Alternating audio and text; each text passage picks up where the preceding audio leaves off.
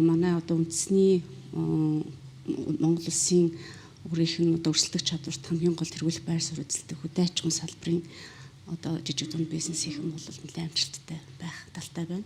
За нөгөө талдаа бол сүүлийн үед шинээр дүргэн гарч байгаа одоо салбарууд дээр ялангуяа дижитал гэдэг юм уу те одоо технологийн илүү их төвшлийг шаардсан ийм одоо үйлдвэрлэл үйлчилгээний салбар дээр бол илүү төвшлөлттэй байна гэж харж байгаа. Тэгвэл хамгийн том эмзэг байдлыг тодорхойлж хэлвэл ямар зүйлсүүд багтдаг бол? Жижиг дунд бизнес гэдэг маань өөрөө их эмзэг тийм одоо салбар гэдэг юм уу бүтцэлтэй. Бичээл жижиг дунд гэдэг одоо нэг хүүхдэр бол дөнгөж төрөөд мөлхөөд тий хөлд орох юм процессын тухай асуудал. За яг хөө жижиг дунд бизнес талаасаа бол одоогийн байдлаар эмзэг гэдэг юм уу тулгымцсан асуудал нь бол зохицуултын орчин санхүүгийн хүртээмжийн асуудлууд байж байна. Санхүүгийн хүртээмж бол хэдийгээр хөрөнгө оруулалтууд байгаа ч гэсэн одоо жишээл 22 оны дэлхийн банкны судалгаагаар 41 дотоод бүтээгдэхүүний 41% хүртэл буурсан хөрөнгө оруулалттай байна ч гэдэм үү те. За нөгөө талдаа бол чадвархын асуудлууд байж байна. Жижиг дунд бизнесийн маань дотооддоо бол өөрсдөө удирдлагын чадвар муу байна. Мөн нөгөө талаас хүний нөөцийн хувьд одоо мэрэгсэн болсон хүчин гэдэг юм мэрэгсэн чадварлаг хүмүүсээрээ сутагталтай байна. Хөлбөрийн зах зээл дээр нийлүүлэлт нь их бага байна те. Энэ талаасаа бол бас эмзэг байна. Нөгөө талаасаа бизнесийн орчны дарамт гэдэг юм уу? Одоо нөгөө янз бүрийн зөвшөөрлөлт гэрчлэгээжүүлэх те. Энэ одоо холбоотой асуудлууд дээр бас их тийм эмзэг хандж ирнэ гэсэн юм. Нэг талдаа хөдөлмөрийн хүчин байна. Нөгөө талдаа бас бодлого боловсруулах тал дээр бас асуудлууд ах шүү юм байна тий. Бодлогын талдаа ер нь бол яг манай дээр бас бодлогын талаас энэ жижиг дунд бизнесийн энэ гадаад шок гэдэг юм гадаад орчны энэ хүндрэлтэй нөхцөл байдлыг давхад бас хуваалцах тий. Тэр нөгөө нэг одоо дөнгөж хөлд орж байгаа гэдэг юм уу тэр дөнгөж энэ зах зээл дээр хөл тавьж байгаа бизнесүүдийн тэр нөхцөл байдлыг ойлгоод дэмжих одоо тэр хэцүү хүнд үеийн даван туулах асуудлуудыг хуваалцах талаас нь бол төр гэдэг юм бусад одоо хамтрагчд талаа анхаарах шаардлагатай юм шиг харагддаг тийм. Тэгвэл сөрөн тесвэрлэх чадварыг нэмэгдүүлэхэд төрийн бодлого яг ямар байх ёстой гэж үздэг вэ? Сөрөн тесвэрлэх чадвар гэхээр ер нь бол одоо нөхцөл байдлыг сөрөх тэгээд дисэх давах гэдэг ямар ч гэсэн нэг асуудал үүсэнгүүт тэрийг цаана давж гарах тухай асуудлыг хөндөж байгаа байхгүй. Тэгэхээр одоо нөгөө шок болонгууд одоо бид нар мөнгөгүй байна ч гэдэм үү те хүний нөөцийн чадахгүй байна. Хэцүү үед одоо эдийн засгийн нөхцөл байдал хүнд байна гэдээ унах биш илүү их давж цаана гарах өөрсдийнхөө нөхцөл болцсон тулгуурлаад өөрсдийнхөө нөөцийн тулгуурлаа капиталтай хоримтлалтай тулгуурлаа гарах асуудлыг хөндөж байгаа байхгүй.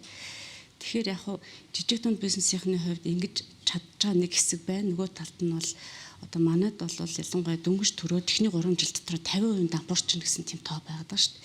Тэгэхээр энэ бол бас амар шиг хэмжиг тоохгүй. Тэгэхээр энэ зэргийг харгалзаа төрөөс бол зохицуултын орчныг одоо аюул сайн хэлбэршүүлэх тий.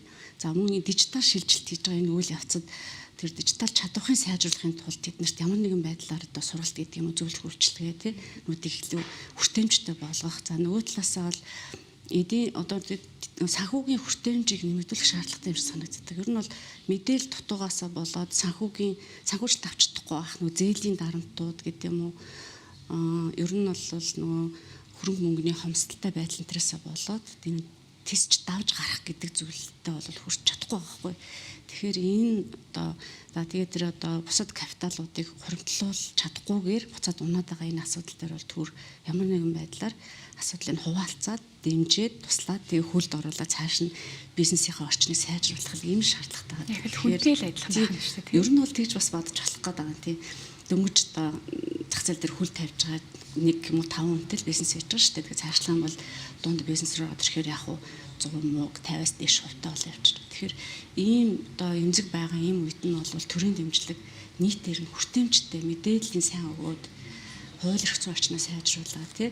За тэгээд одоо бодлогын янз бүрийн төсөл хөтөлбөрүүдийг одоо нээлттэй зарлаад за тэгээд төрийн одоо хүртэл яг зохицуултыг сайжруулах байгаа юм шиг харагдаад байгаа юм. Гэрч одоо ингээд зөвшөөрлүүдийг багасгаад энэ тоог ингээл ярьж байгаа боловч яг одоо зэчил дээр гэдэг юм уу төрийн нөгөө хүн зуртал бюрократ тогтолцооч одоо бас ер нь хандлага дотор бол байж л нь шүү дээ. Тэгэхээр тэрийг бодит байдал ямар байна гэдэг бас ер нь бол төрийн албаныхны гэдэг юм уу тэр нөгөө жижиг гарч ирж байгаа. Тэд нар чинь нөгөө өөрсдийнхөө үйлдвэрлэлийг л явуулахад л илүү анхаарал хандуулаад менежментээ авч явахд чадах нь хүрэлцэхгүй байна шүү дээ. Тэгээд гадаад орчны мэдээллийг боловсруулж чадахгүй байна.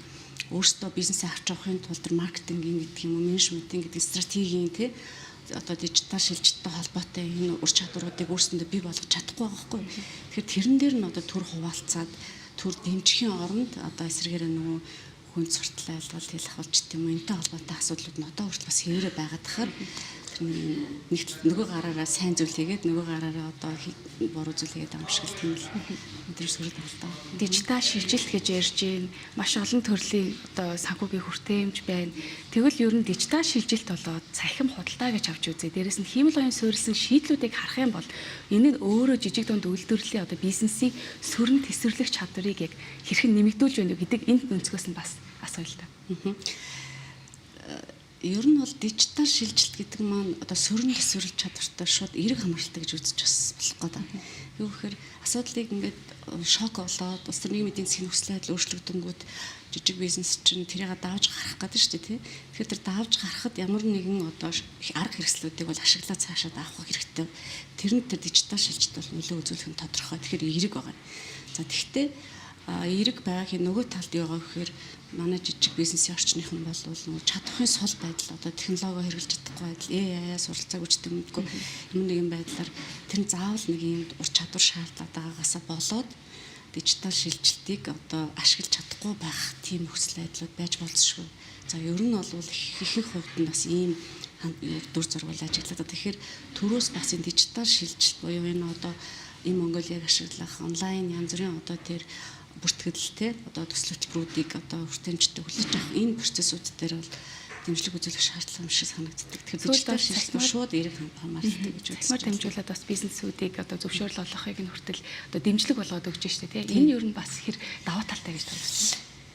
Мэдээж даваа талтай. Одоо ер нь бол яг манай жижиг бизнесийн салбарт одоо тэр 50% нь уналт үзүүлээд байгаа энэ одоо зах зээлийнхаа энэ хүнд хүчрүү давж чадахгүй байгаа даа шүү дээ тий. Тэгэхээр эн чинь бас одоо энэ асуудалтай холбоотой л юм үзэж болох гэдэг юм л да. Тэгэхээр хэрэг одоо өнөөдөр нэг жижиг дунд үйлдвэрлэгч, эрхлэгч одоо ганцхан та тэр хүнд одоо нэг зөвлөгөө өгье гэж үзэх юм бол яг бизнесээ одоо хэрхэн одоо сөрөн тесвэрлэх чадвартай байх шаардлагатай вэ? Энэхүү одоо чадварыг хэрхэн нэмэгдүүлэх вэ гэдэг дээр ямар зөвлөгөө өгөх вэ? Тийм ер нь бол зөвлөх үйлчилгээнүүд үзүүлээд явдаг л да би. Тэгээд яг жижиг бизнесийнхний хувьд нэг одоо миний ажигладаг зүйл бол яг үндсэн одоо гутал хийдэг хүн ч гэдэм юм уу тий.